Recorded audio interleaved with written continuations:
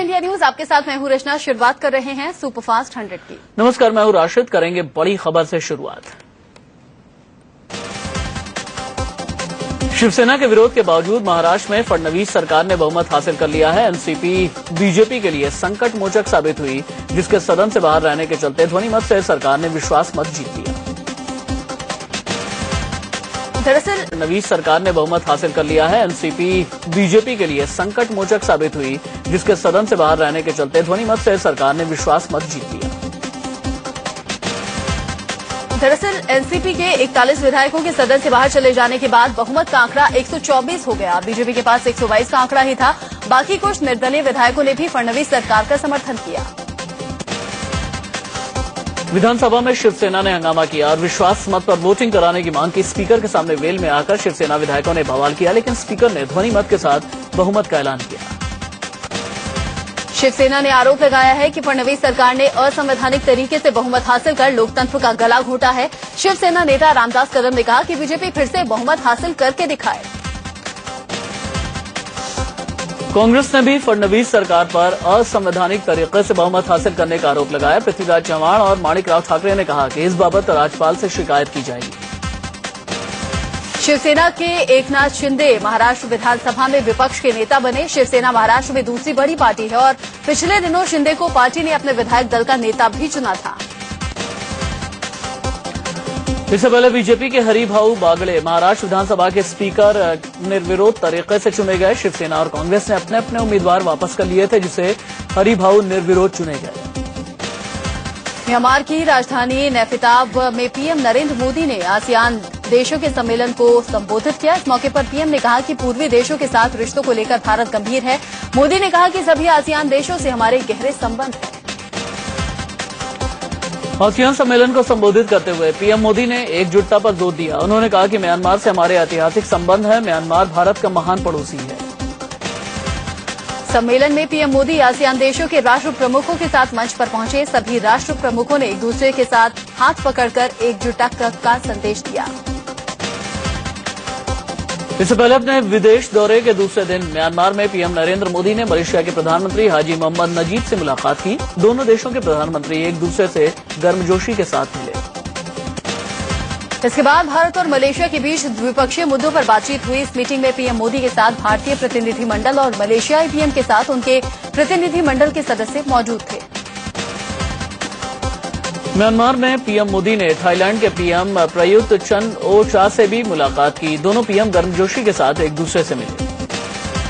PM Modi ने Thailand के प्रधानमंत्री से अहम द्विपक्षीय मुद्दों पर भी बातचीत की। उन्होंने थाईलैंड के पीएम से कहा कि दोनों देशों के बीच में अर्थव्यवस्था के क्षेत्र में सहयोग की ढेरों संभावनाएं हैं।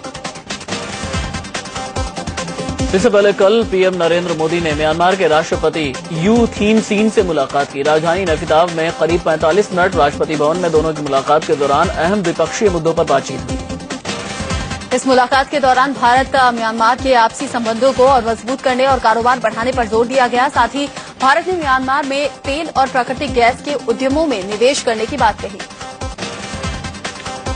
मीटिंग में इम्फाल और मांडले के बीच बस सेवा शुरू करने पर गंभीरता से विचार किया गया। साथ ही भारत म्यांमार और थाईलैंड के बीच बनने वाले हाईवे के काम में तेजी लाने पर भी जोर दिया गया।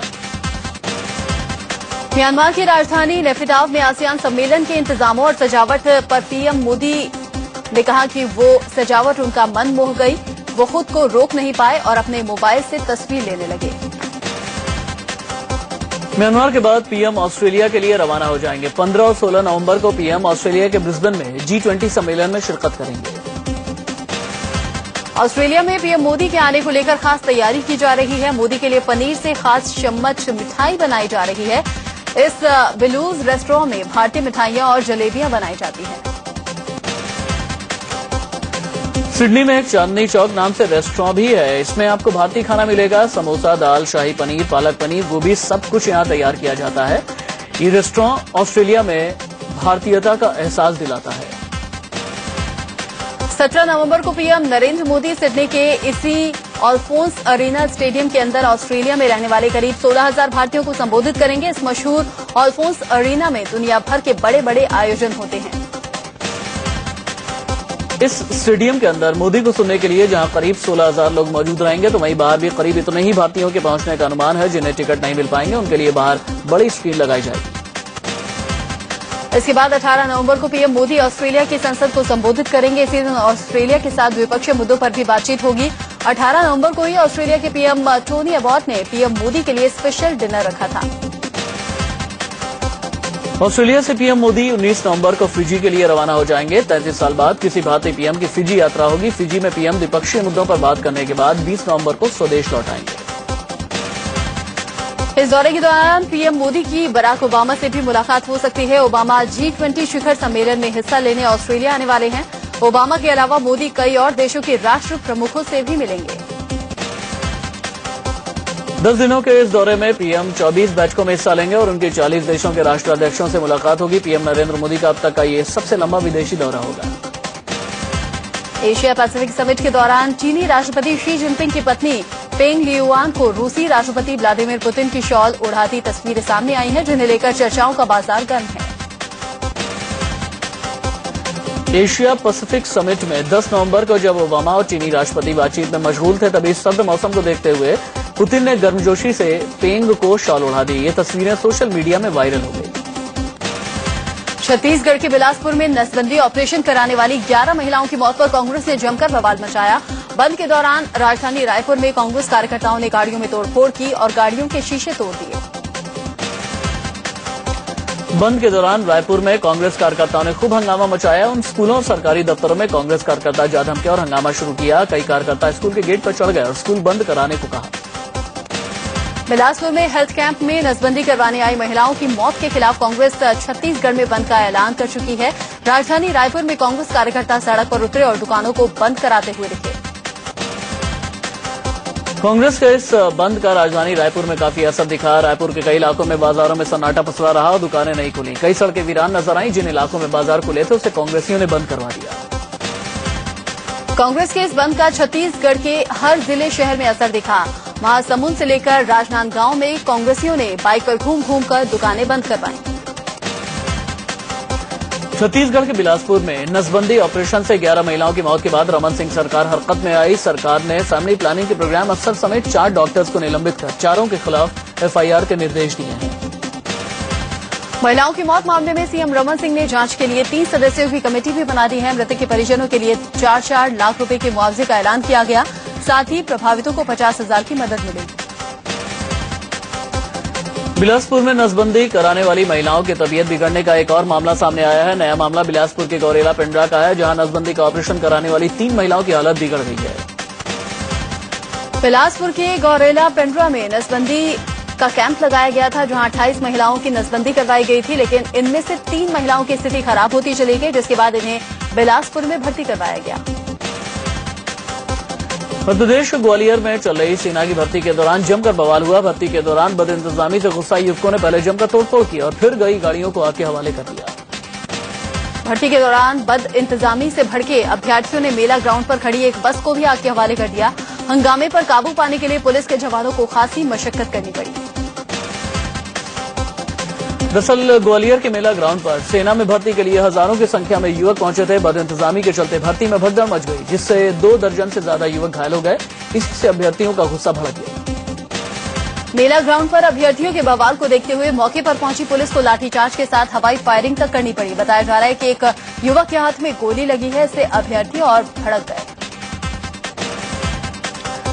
यूपी के शाहजहांपुर में एक सिपाही ने डांसर को तमंचा दिखाकर डांस करवाया। नशे में धुत सिपाही स्टेज पर चढ़कर डांसर के ऊपर नोट लुटाता रहा और डांसर डर से डांस करती रही। शैलेंद्र शुक्ला नाम का ये सिपाही निगोही इलाके में चल रहे डांस प्रोग्राम के दौरान पहुंच गया।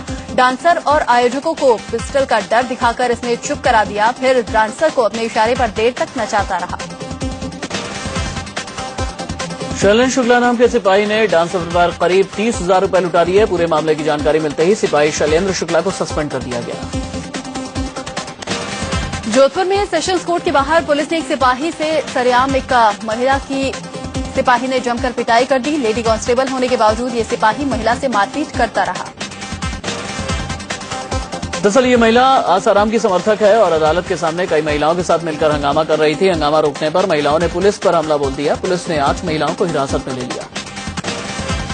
झारखंड के जमशेदपुर में कांग्रेस कार्यकर्ताओं ने जमकर हंगामा किया। टिकट बंटवारे से नाराज कार्यकर्ताओं ने कांग्रेस दफ्तर में पहुंचा और बवाल शुरू कर दिया। कार्यकर्ताओं ने सांसद प्रदीप कुमार बालमुचू पर पैसे लेकर टिकट बांटने का आरोप लगाया। भोपाल में कांग्रेस की बैठक के दौरान जमकर हंगामा हुआ। कांग्रेस नेताओं के दो गुटों के बीच जमकर मारपीट हुई। बताया जा रहा है कि कांग्रेस नेता मानक अग्रवाल और दूसरे गुट के समर्थकों में झड़प हुई। कांग्रेस नेताओं की झड़प को वर्चस्व की लड़ाई से जोड़कर देखा जा रहा है। इस झड़प के दौरान कांग्रेस के कुछ नेताओं के कपड़े फट गए और कुछ को चोटें भी आई हैं। हालांकि कांग्रेस नेता मानक अग्रवाल का कहना है कि इस पूरे हंगामे के पीछे संघ के कार्यकर्ताओं का हाथ है। ये लोग जबरन पार्टी दफ्तर में घुसे और हंगामा किया। पुलिस का कहना है कि शिकायत मिलने पर वो कार्रवाई करेगी। नेहरू जयंती के कार्यक्रम में पीएम को न्योता नहीं मिलने पर बवाल बढ़ गया है। इस मामले में बीजेपी ने कांग्रेस को निशाने पर लिया है। प्रवक्ता संबित पात्रा ने कहा कि पीएम देश का होता है और कांग्रेस ने उन्हें न्योता नहीं देकर देश का अपमान किया है। नेहरू जयंती पर पीएम नरेंद्र मोदी को न्योता नहीं मिलने पर शिवसेना ने भी कांग्रेस पर निशाना साधा। मुखपत्र सामना में लिखा गया है कि कांग्रेस भी बुखारी के रास्ते पर चल पड़ी है। नेहरू जयंती पर पीएम मोदी को न्योता नहीं देने को कांग्रेस के वरिष्ठ नेता हंसराज भारद्वाज ने गलत बताया। उन्होंने कहा कि कांग्रेस को पीएम को न्योता देना चाहिए था। दरअसल कांग्रेस ने जवाहरलाल नेहरू की 125वीं जयंती पर आयोजित अंतर्राष्ट्रीय कॉन्फ्रेंस में पीएम नरेंद्र मोदी को न्योता नहीं दिया है। खास बात यह है कि कांग्रेस ने इस कार्यक्रम में दुनिया के कई नेताओं को बुलाया है। स्वतंत्र प्रभार के राज्य मंत्री डॉक्टर महेश शर्मा ने आज पदभार संभाल लिया। उन्हें पर्यटन और संस्कृति मंत्रालय का स्वतंत्र प्रभार मिला है। साथ ही उन्हें नागरिक उड्डयन मंत्रालय में राज्य मंत्री भी बनाया गया है। सांसद आदर्श ग्राम योजना के तहत केंद्रीय मंत्री नितिन गडकरी ने नागपुर से सटे 5 गांव को गोद लिया है। ये गांव नागपुर से 15 किलोमीटर की दूरी पर है।